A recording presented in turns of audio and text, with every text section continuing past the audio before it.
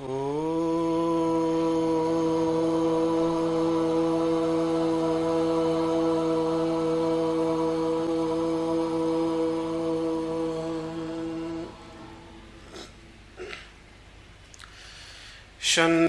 मित्रः शं वरुणः शन्नो भवत्वर्यमा शन्न इन्द्रो बृहस्पतिः शन्नो विष्णुरुक्रमः नमो ब्रह्मणे नमस्ते वायो त्वमेव प्रत्यक्षं ब्रह्मासि त्वामेव प्रत्यक्षं ब्रह्म वदिष्यामि ऋतं वदिष्यामि सत्यं वदिष्यामि तन्मामवतु तद्वक्तारमवतु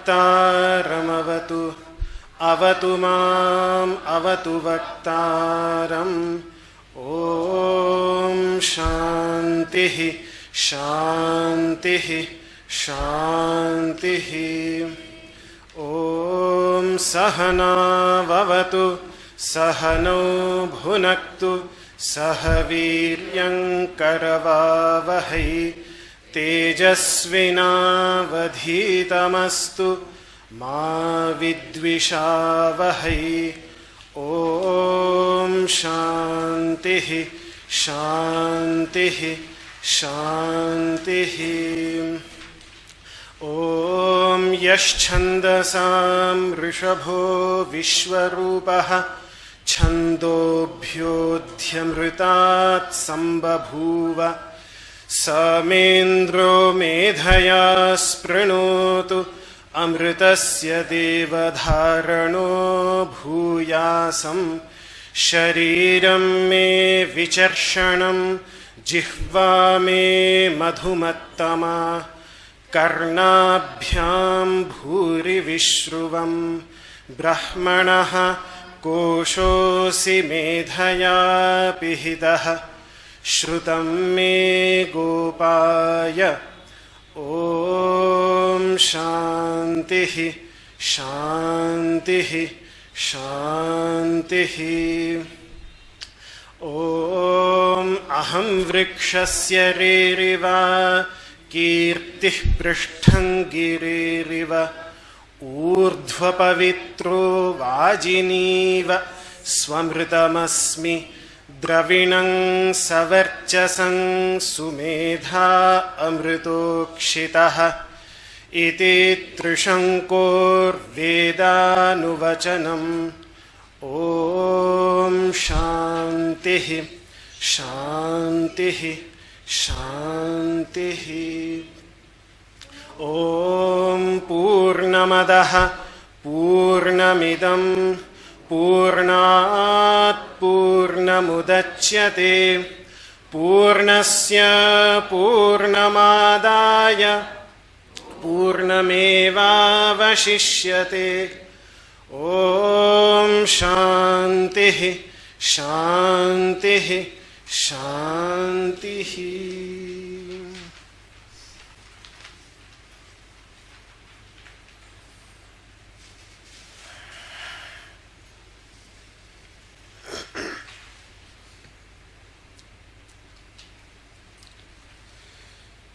One of the most important things for me, which is very important, that my asana practice has taught me is about conditioning of the body by doing something repeatedly for a very long time in the same way.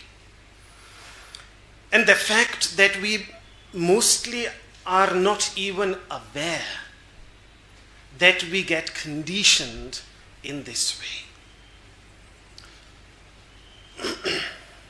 I grew up studying these teachings, and all these years I sat on the ground in swastikasana or at best in padmasana, but without an awareness, and somehow with after a few years, what I must have done, and I don't remember this, but what I must have done is that sitting in a particular way, with the very specific one leg on the ground and the other one on top, seemed more natural than the other way around. And slowly, due to repeated practice, this conditioning came into the body, and I was not even aware of it till I really started practicing yoga. I grew up with this. It became part of my hip region, that you can call it the disbalance. And those who were, I see it every day in my practice, but those who were in yesterday's evening beginner's class, they could see it in my body very clearly in my Uttanasana as well, then which had to be corrected.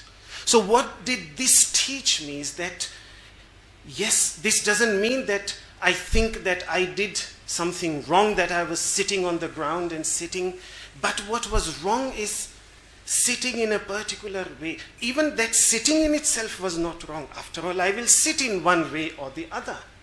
But to sit again and again in the same way, we get conditioned, and we forget that sometimes we have to sit in another way also. And now the conditioning of the body doesn't worry me so much as the conditioning of the mind, which occurs in the same way. When we engage with the same ideas, they get strengthened, we become selective, we only collect information that is beneficial to our worldview, and like this, it gets strengthened to such an extent that we become ready to do anything to save that worldview of ours, which has been strengthened and which has been deeply conditioned by thinking always in a particular way. So whether it is physical stiffness, and more important, mental stiffness, or it is physical conditioning, and more importantly, mental conditioning, this is what we become aware. And the awareness really comes when we practice yoga, and the movement in all different ranges is practiced. We realize that how the body has become conditioned. And the same thing happens when we meditate, when we contemplate, when we reflect. It's very difficult to become aware of one's conditioning. It's because I think the biggest problem with ignorance is that most of our ignorance lies in our blind spots, which means that we are not even aware of what we are ignorant. And the moment we become aware of that of which we are ignorant, we have already taken the biggest step towards eliminating that ignorance and walking and reaching the light of wisdom. So this is something that the asana practice, though my father, some of my teachers really emphasized a lot on this as part of my education, but it never really materialized and made so much sense the way it did after. And like this is just one example that I'm giving because it's an extremely meaningful example. But in the same way, a lot of what I studied, what I read, was more intellectual in nature, in the sense that it was information received from teachers. Fine, we respected it because we respected those teachers. We were taught to respect Patanjali, we were taught to respect all these great masters, we were taught to respect our own masters. So it was based on that respect, that because they were great sages and saints, so their experience must have been true. But it was not something that one could relate with, that I could relate with. Slowly and slowly, gradually, that relation, that inner relation with those teachings developed, as I started exploring the very practical aspect of yoga, by which I mean all the three aspects, which is asana, for stillness on the physical level, which is pranayama, for stillness, for calming down on the level of the breath, and then eventually also meditation, which are, I'm just pointing them out differently. Ultimately, they are one and the same and have to be practiced together. They are parts of the same yoga, limbs of the same yoga. My limbs complete me. They complete yoga. They complete the whole body of yoga. And that is when, for example, just to give an example, that I started to be interested, deeply interested in Buddhism. Why? Because I really saw it initially. It seemed to be the most antithetical, the antithesis of Advaita Vedanta. If Advaita Vedanta is all about the self, then Buddhism is all about the non-self, anatta. If the Buddhism is about emptiness, then the whole emphasis in Advaita Vedanta is on Purna, Om Purnamadah Purnamidam, the completeness. So it seems, at least in language, in terms, there is this antithesis, completely opposite. And initially, I found it challenging. I found it as if I'm losing ground and as if I'm starting to worry, what if this is true? Because we were said only one view, our view is true. But then you start exploring the other views and then, what if this view is true? Then what? Then that fear, as if you're losing your ground, you're losing your base. But once that fear is overcome, and we go into the depths, then it starts becoming beautiful. And then those conditionings which arise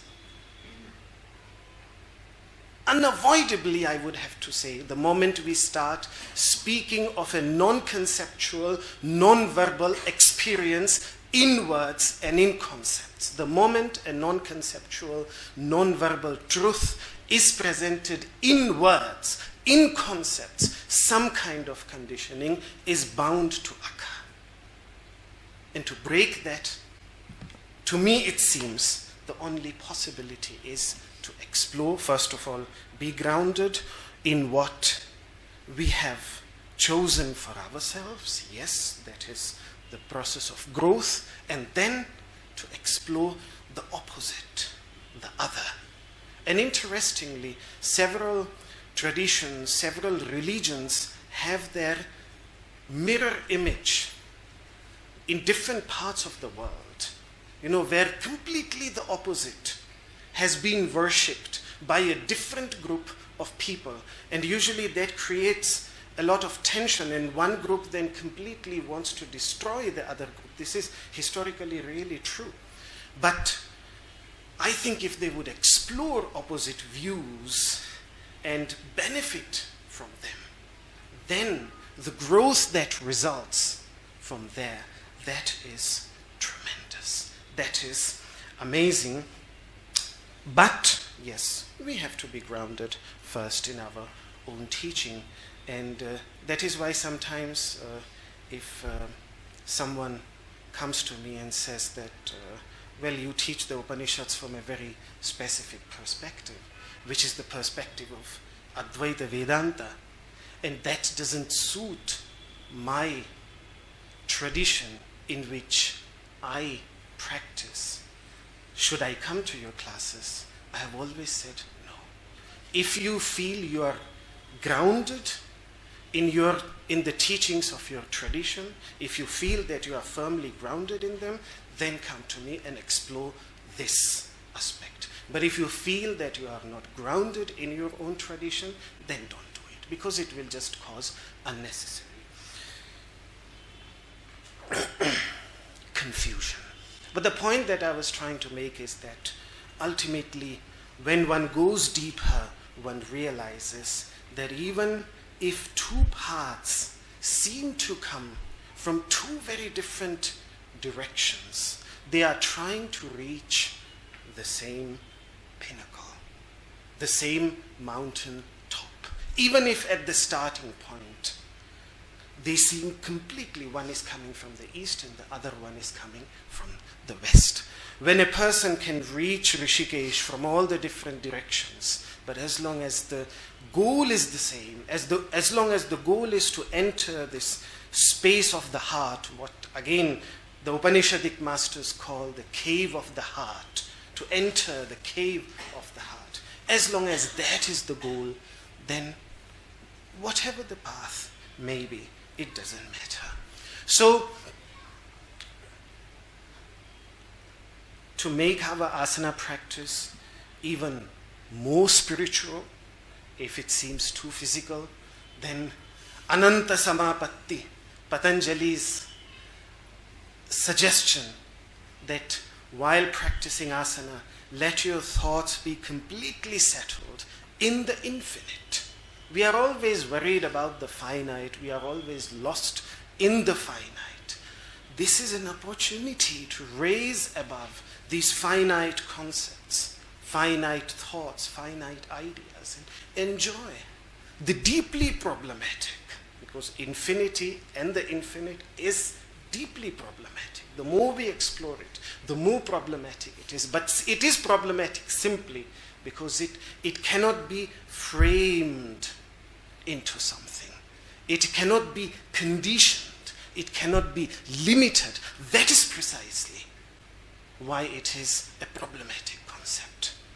So, if in our asana practice, and if we want to come to a lower level, then we can meditate on the great rishis, their teachings.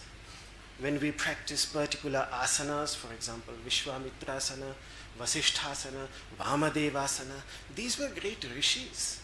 They embodied great teachings. They practiced them in their lives. Let us explore that. And I think this is what we are partly trying to do. Doesn't Patanjali say in the first chapter that a chitta, a mind that is attentive of those great sages who have been able to transcend selfish attachment and hatred, such a mind calms down. There is a beautiful prayer which, as I grew up in Mahatma Gandhi's prayer tradition, so it was my father lived many, many years with Vinoba Bhave, the spiritual successor of Mahatma Gandhi. So one of the prayers that we recited every day in the evening is that it doesn't matter whether we bow down in front of Shiva, Vishnu, the fire, or the Jaina Tirthankaras, or the Buddha, as long as Raga, Dvesha, Visharti, Moha, Rahitaha, Sattva Nukampo Dhyatu. This was the most beautiful part of that prayer, that as long as someone is free from the poison of selfish attachment and hatred and is constantly engaged in the well-being of all beings, I bow down to such person always, forever. So, this is the idea. So, these great masters, Vamadeva, Vishwamitra, Vasishtha, the names that are there, we can meditate on their teachings, we can meditate on their lives. Some names of the asanas, such as Kurmasana, make us think of the manifestations, incarnations of the divine. Of course, now this is this can only be understood in a very specific cultural context. But in this way, just to show various possibilities, of course, these are advanced practices. Again, initially as a practitioner, the complete focus first needs to be on the body and needs to be on evolving the correct posture. That is the first step. But when we remain in that posture for a long period of time, what to do then? That is when the teachings of the Upanishads. That is when the teachings of Bhagavad Gita, that is when all these teachings show us the path further, how to explore the inner depths when we remain in those asanas for a longer. Because practice ultimately for Patanjali is not, yes, abhyasa. One of the first meanings of abhyasa is to repeat something again and again. Because maintaining is difficult, so we have to do it again and again. Because for us to maintain is difficult. But for him, abhyasa, and this is a very advanced definition because it occurs in the first chapter. And the first chapter is an extremely advanced chapter. It's not like the second chapter, which is for beginners. People usually make a mistake of thinking otherwise. It was first chapter, so it must be for the beginners. But no, it's for advanced. And there he says, what is abhyasa for him? Tatra sthitau yatnaha. The practice, the effort that a person makes to remain in a state. The effort that a person makes to remain in a state. That is called abhyasa. That is called practice. So for him, practice is not to do it repeatedly, but to remain in that state for a prolonged period of time. But how much practice that requires? How much repetition that requires to be able to remain? So, that's why before anything else works, we can still take our asana practice from a spiritual viewpoint as a practice of purification, as a practice of physical as well as mental purification, for which there is this word tapas, which comes even before svadhyaya, before self-study. Some inner purification is required. Some inner preparation is required even to be able to do svadhyaya. Even svadhyaya is not for everybody. Not everybody can do svadhyaya. Not everybody can study. Some inner preparation is required. So tapas is even before that. And then asana should be practiced as tapas. And that is precisely what one of the commentators on the Yoga Sutras, Hariharananda Aranya, he points out that tapas is to positively accept, endure the good suffering that is there in the practice of asana, pranayama, and fasting, etc. So then, now it's just, everything is just a matter of our approach. What we are doing. Two people in the same class, practicing in the same room, if the inner approach is different, if one person's inner approach is simply to get a beautiful, fit body, it's very different. And in the same room, doing the same practice, if the inner approach is this, then that practice becomes a method to evolve into what yoga sees as higher, deeper stages. Ultimately, it's all about it's not about what we are doing, it's about how we are doing. That's why it didn't matter if you look in the medieval times, Kabir Das ji, he was just a weaver. He was weaving. And in that weaving became his karma yoga. He became one of the greatest mystics of all times. Ravidasa, a great saint and sage, his work was just to make shoes. In that, it was not what they did, it was how they did it. Wasn't Nisargadatta Maharaj beedi? He used to make beedi. You know, beedi are those those small Indian, you can call them Indian cigarettes. The cheapest, with the leaves, quite natural, but with tobacco. And that was his profession, that was his job. And he's one of the greatest Vedanta masters of modern times who has inspired practitioners all around the globe. So it doesn't matter what a person does. What matters is how we do it. So, the next mantra that we are about to study shows us this path to peace. According to this mantra, according to the seer of this mantra, is that the path to peace has these 4 steps. First of all, strengthening and nourishing the physical body, which, for example, happens, in fact, through asana practice.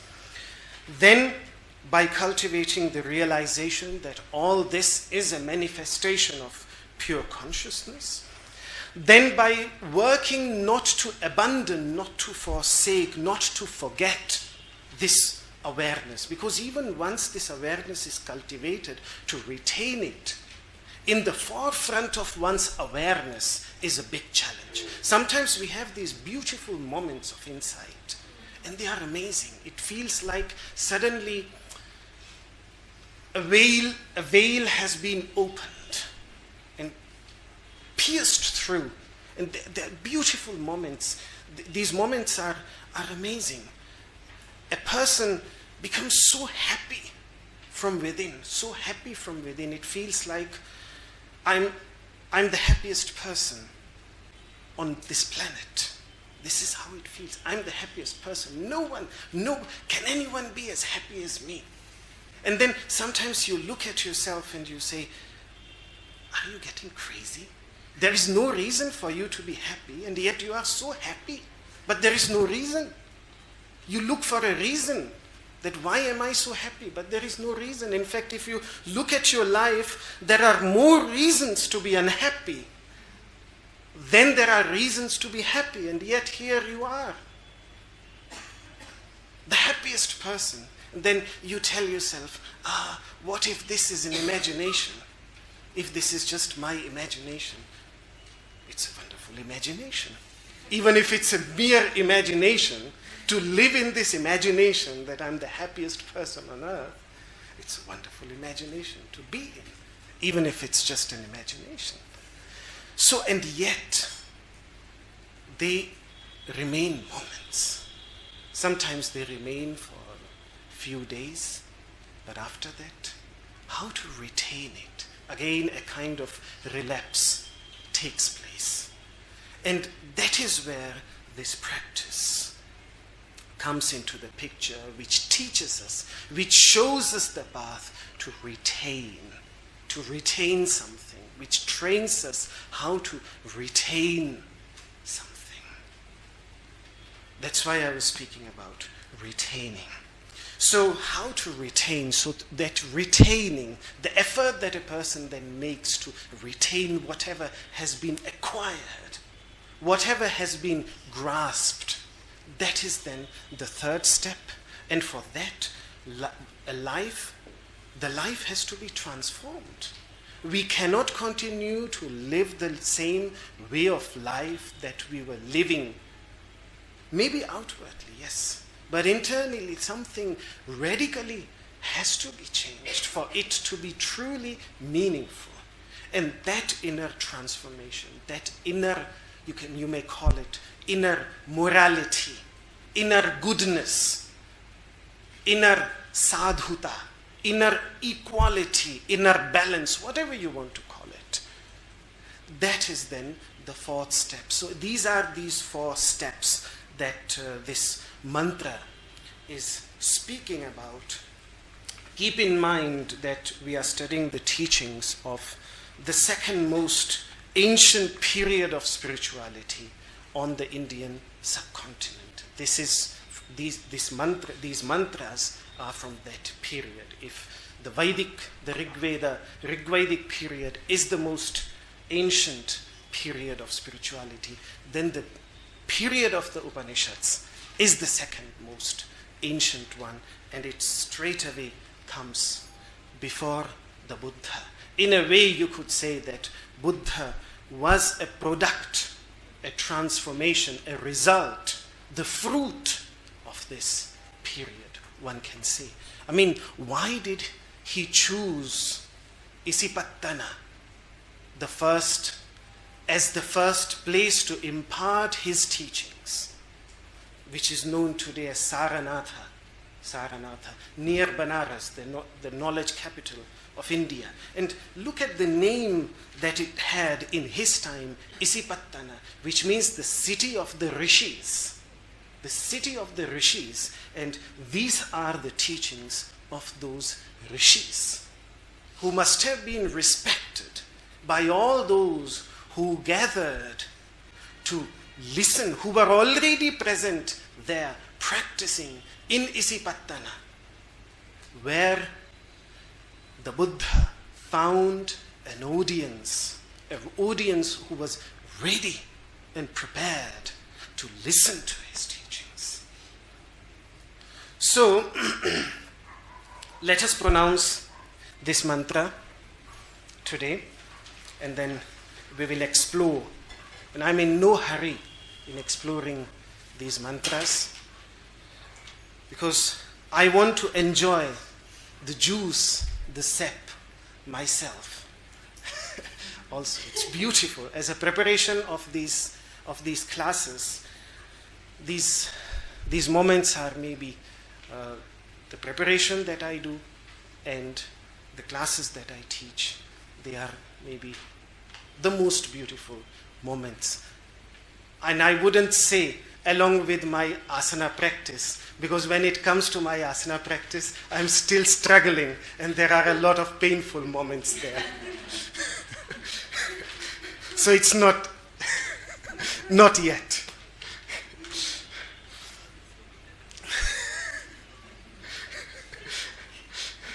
Okay. Let us pronounce it. I will recite one word, and then you can follow me. Om. Om. Om. Āpyāyantu. Āpyāyantu. Āpyāyantu. Mamāṅgāni. Mamāṅgāni. Mamāṅgāni. Vāk. prāṇaś.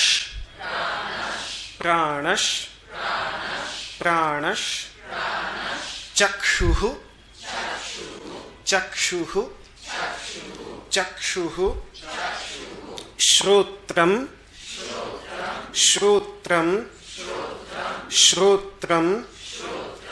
atho. balam.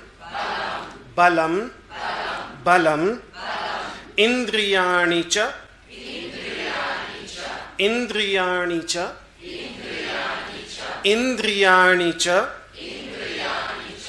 sarvāṇi.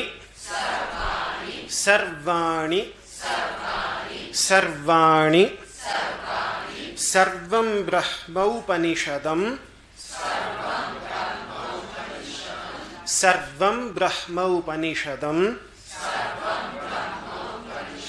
sarvaṁ brahmaupaniṣadaṁ. māhaṁ.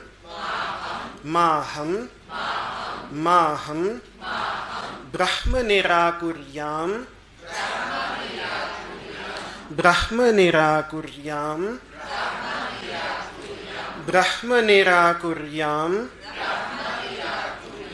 māma brahma.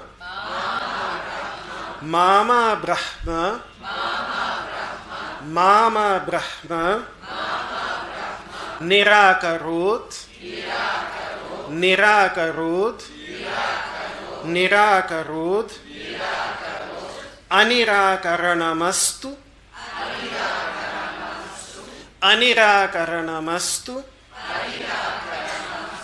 anirākaraṇamastu. anirākaraṇam me astu. anirākaraṇam me astu. anirākaraṇam me astu. tadātmani.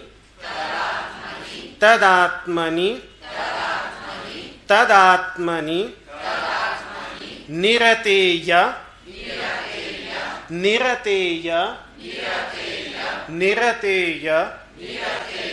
Upanishadsu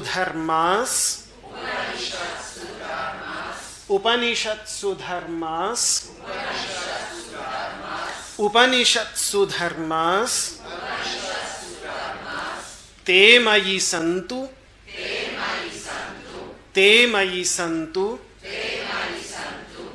mayi santu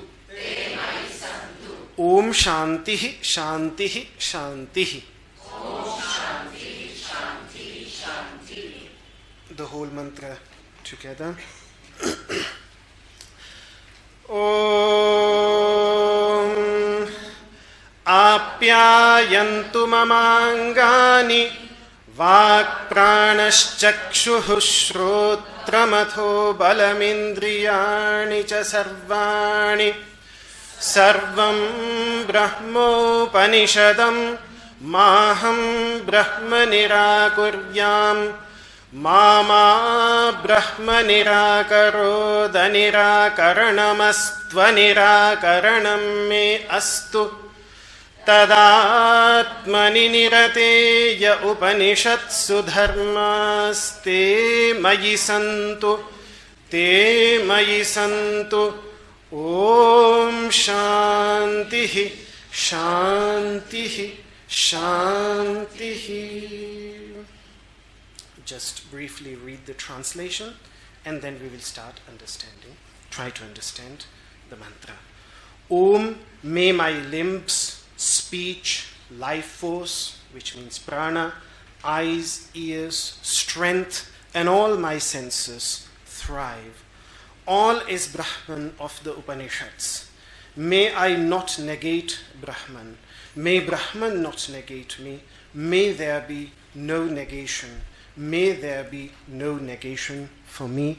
May the noble virtues, which means dharmās, that are expressed in the Upanishads be in me who is engaged in the pursuit of the self, of the true nature of the self, Atman. May they be in me. Om, peace, peace, peace. This is the translation. It has to be explained. Every time when we studied such a Shanti mantra, I told you about the origin of the mantra and about the rishi, a little bit about the person to whom, to put the traditional expression, to whom the mantra was revealed, which means to whom the mantra came in meditation. But in this case, in the case of this mantra, we have no such information. We know nothing about the seer, we know nothing about the origin of this mantra, which means that it is part of that Vedic corpus which, despite all the attempts made by the generations and generations of mnemonic traditional scholars, it could not be preserved and it was forgotten. And that is why we cannot find this mantra in the available original Vedic corpus, like all the other mantras. And that's why you can see that if you look at all the other mantras, the quotation numbers from where they have been taken has been given. But in this case, but it is extremely ancient, that is certainly clear. The fact that it is found in the beginning of Kenopanishad and Chandogya Upanishad, all the Upanishads belonging to Samaveda, they start with this Shanti mantra. And that is a proof of its antiquity in itself. And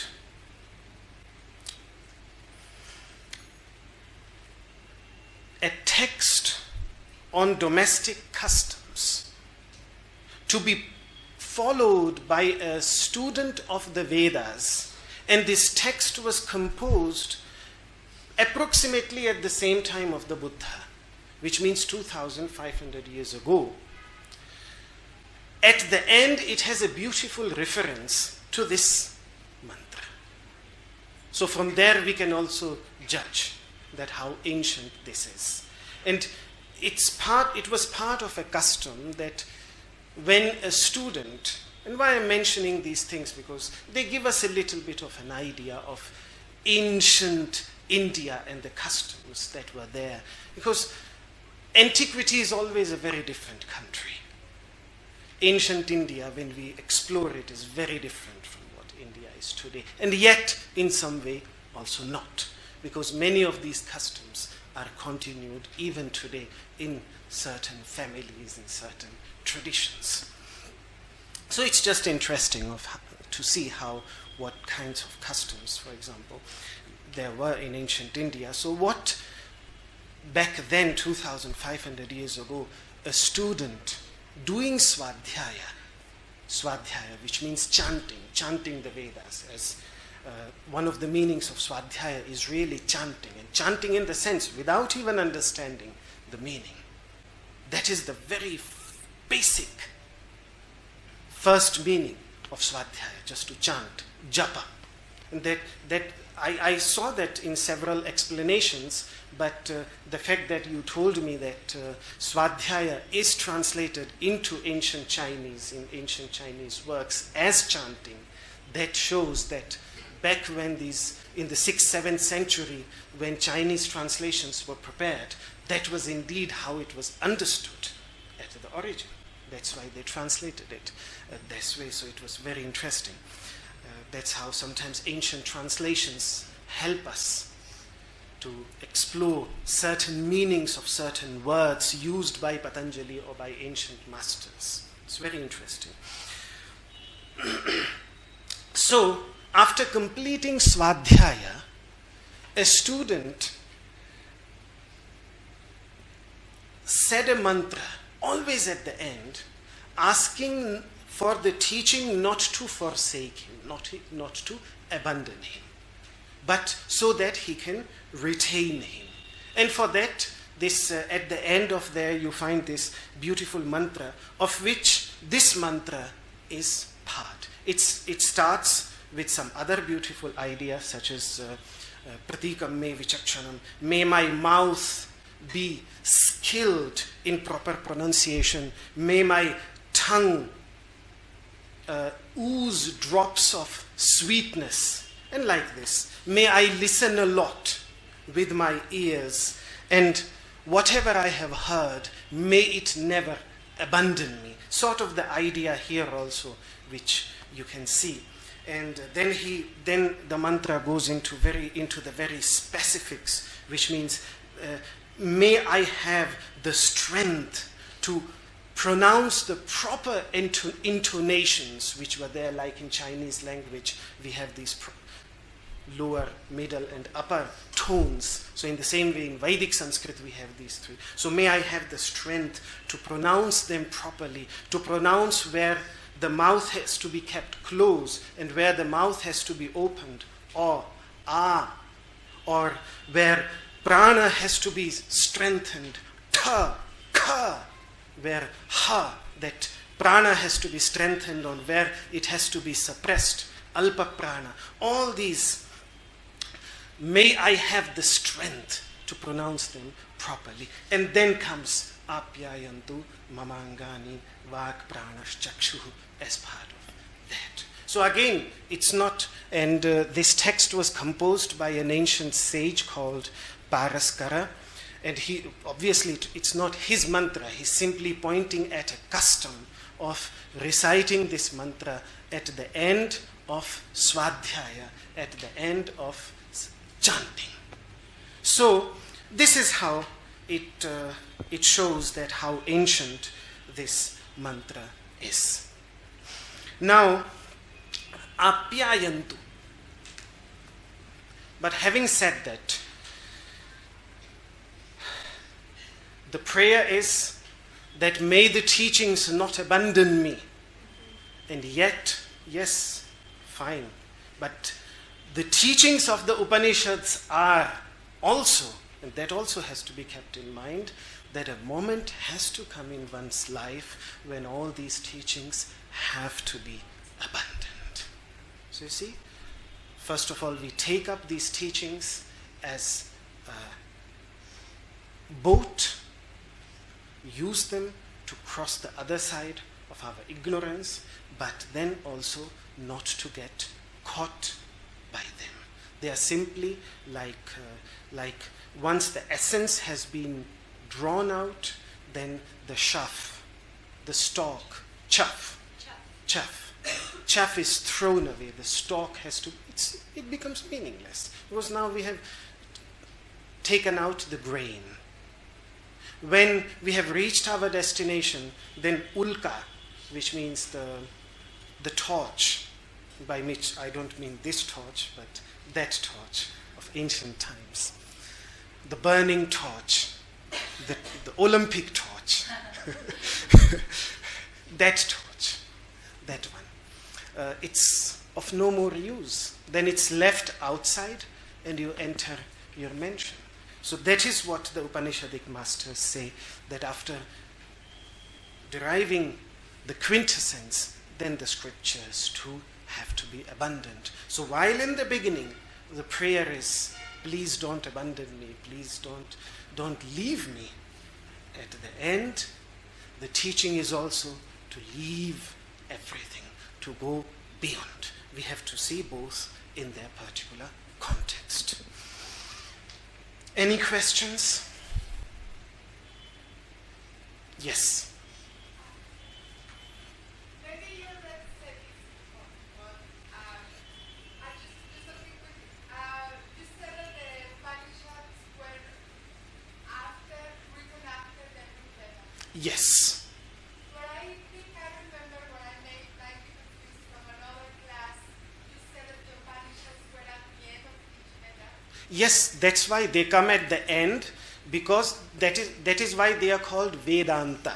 Vedanta has two meanings, because anta means end. It's the same word, anta and end. You can see, because Proto-Indo-European languages, same linguistic culture. So Veda end, that's what it means. But in Sanskrit, first of all, many, not all, many of the Upanishads are really found at the end, because they are the latest addition. See, first you have the Samhita, the most ancient part. Then what was added to it, the Brahmana part, comes after that. Then you have added the Aranyaka, the forest sections, the meditative sections. And then at the end, you get the Upanishads. You get to the Upanishads. So as teachings were added, the corpus started becoming bigger. So in that sense, they are the ends, because they were added the last. And of course, they are also called the end, because the word anta in Sanskrit also means quintessence, the essence. For example, when Krishna uses the word end, anta, in the second chapter, ubhayo rapi drishto antaha, that those who have seen the truth, they have seen the end of existence and non-existence, presence and absence. He means the essence of both. So there he uses the word anta purely in the meaning of quintessence. So Vedanta also means the quintessence of the Vedas. So yes, precisely because they are at the end, that is why they are the latest portions of the Vedas. Till then, Upanishads are still part of the Vedas. We refer to the whole corpus as Vedas, but they are the last parts. And the other Vedas were written at the same time as the Rig Veda. More or less. See, the problem is that everything that we have, all the information that we have about, even about many post-Buddhistic masters, forget about pre-Buddhistic masters, is all pure conjunction in modern times. Conjecture, yes, sorry. Conjecture. So it's pure conjecture. It's just the best informed guess that scholars could make based on whatever little bit evidence is present. But how ancient which one is very difficult. But still from linguistic styles, we can say fairly with confidence that the Samhita portion is the oldest, the Brahmana portion is the second oldest, the Aranyaka third oldest, and Upanishads are quite modern. And they have a style which in a way, now as I'm studying, for example, the Pali canon, the Tripitakas, which contain the Buddha's teachings, you can see that many expressions are very, very similar. So they were still, and those expressions you cannot find after 100 AD or 200 AD, but you still find it in Pali canons and in the Upanishads, but in no other Sanskrit texts later, such as in the Puranas or Mahabharata or these texts. You don't find it anymore. So, they are the last part, and precisely because of that, the most modern part of the Vedas, which still means that most likely most of them were before the Buddha. Most of them, out of the 10 principal ones. Yes. Any other clarification? Yes. When you use the word sadhya as a japa, are you talking about the same sadhya of the self-observing study of self that we do in yoga in Patanjali? Sorry. When I use the word swadhyaya, yes. Is it the same word we're using for self-study? In Patanjali, precisely from there. Yes, it's the same. It's the same. As doing japa and chanting, the observation is the same. See, they are more evolved stages, because that is one thing that we discuss when we, for example, when we study the Yoga Sutras, is that particularly these three, known as Kriya Yoga, Tapas, Svadhyaya and Ishvara Pranidhana, they have slightly different and evolved meanings based on the level of the practitioner itself, which means that tapas for a preliminary practitioner is not the same as tapas is for a very advanced practitioner. In the same way, swadhyaya is not the same for a beginner as it is for a very advanced practitioner. Ishvara pranidhana initially might even in practice look very different than from Ishvara Pranidhana of what, for example, Bhagavatam refers to as the highest Bhagavata, as the highest devotee of the Lord. They are grades. Even in those traditions, there are these grades. And Ishvara Pranidhana, the idea evolves. And even within Patanjali itself, for example, the Ishvara Pranidhana of the first chapter is not the same as the Ishvara Pranidhana of the second chapter. They are completely two different things, even though the same word has been used. So these words, they have a whole range of meaning, which meaning should I take, that depends on my level of practice. The other question is that when you talked about the teaching, that once you explore the teaching and you received it and you're ready to let them go to the next level, it's the same when we practice yoga asana. So we receive the teaching, and at some point we need to let go so we can go to the next level. So that is a parallel. Do you see that as a parallel? I would say, what do we mean let go here? Because I can't see the problem that I have with the idea of let go in this particular context is that how would I let go asana to practice pranayama? Can anyone teach me pranayama without an asana? Can anyone teach me meditation out of any asana? Don't sit in any asana and do meditation. Do pranayama, but you are not allowed to sit in an asana. That doesn't work. Well, I'm not. Yeah, so that's why I'm asking what do we mean? Okay. Yes. So what I mean is when you receive the information. Because why I'm doing this distinction, because generally what we see, now I've practiced asana, but do you practice asana? No, I don't practice asana. I just practice meditation. Oh, yes, I practice pranayama, but I don't practice. that very clear divisions that today people have made in yoga, that is what I find a little bit problematic. On levels, yes. They are ultimately, yes. So just for that clarification, but you please go ahead. What I really mean Yes. is that when we start, we do a lot of, our mind is on self-correcting constant. Yes. Constant self-correcting. Because we make mistakes. Right. Yes. And at some point, Yes. everybody in their own level, Yes. however many years it takes, Yes. that the body receives, Yes. mind can let go, Yes. and we allow other experience to happen. We have chosen our body as an object of our meditation in asana so that we can withdraw our attention from other things. Now we are fully with our body, then we have to proceed further. We have to proceed on the level of our breath. Once we are there, that enables us to raise above the body. Not raise above, but in what sense? Please grasp the sense. In what sense are we raising above our body? By taking hold, like we climb on a ladder, by taking hold of our breath. Then we become even more subtle. We choose increasingly subtle objects. The mind, then the buddhi, then the blissful nature that arises, that manifests itself from within. And ultimately even that is forsaken. So in that sense, they are levels. In that sense, they are steps. They are like climbing.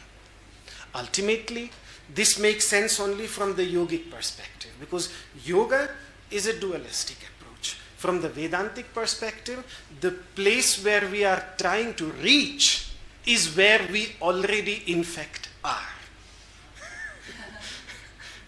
So keep that also in mind. That is the other side of the truth. That the level which we are trying to achieve through the practice of yoga with so much hardship is already where we in fact really are.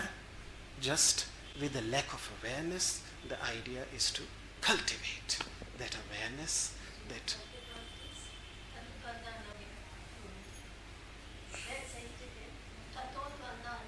tato dvandvanabhighataha. Yes. The sutra that related to it's after sthirasukham āsanam prayatna shaithilyananta samapattibhyam tato dvandvanabhighataha. I don't remember numbers, but this is the sequence. Any questions? Yes. Your last sentence, I could not, when you explain more about the level that you try to reach, we are already in. I cannot understand What we are let me not develop that. Let me leave it as a code, as an can we call it an oxymoron? As an oxymoron, which has to be explored. Because explaining it, that's what Vedanta is all about. It's one of those things that either you get it or you don't get it. If you get it, fine, and if you don't get it, fine also, you will get it. Yes. In last lecture, you talked about yoga is the torso, and Yoga is the torso. That's in the context of Vijnanamaya Kosha. and you said let us to think about let us find out what us understanding. I want to know how you understand. Could you share your understanding of this?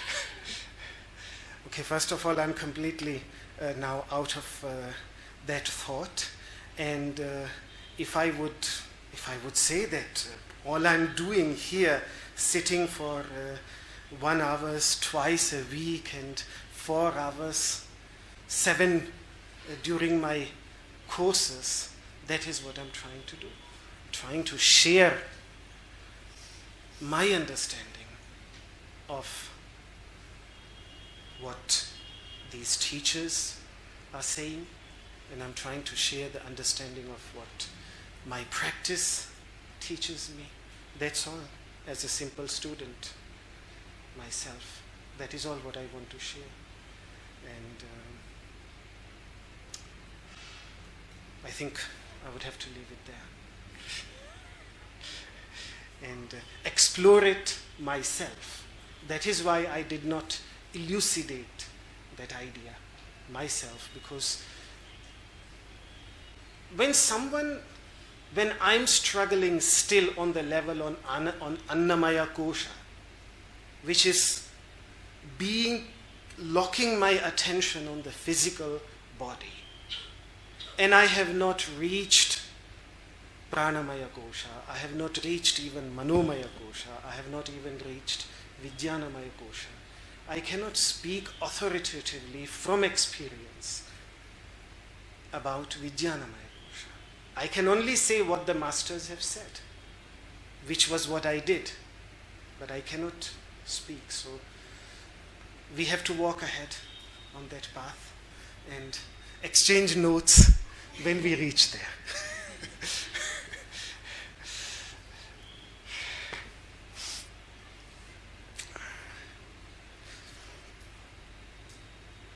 I'll let you know.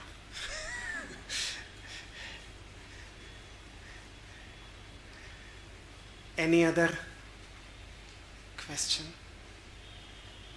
So we can conclude. Okay?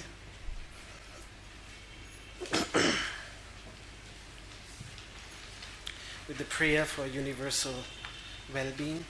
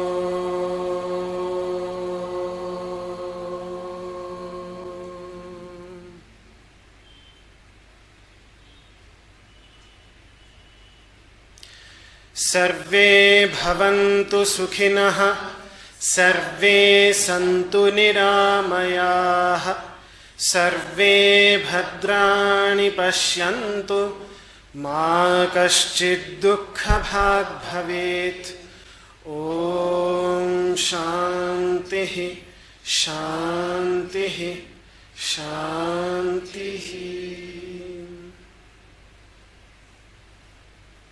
My humble salutations to you.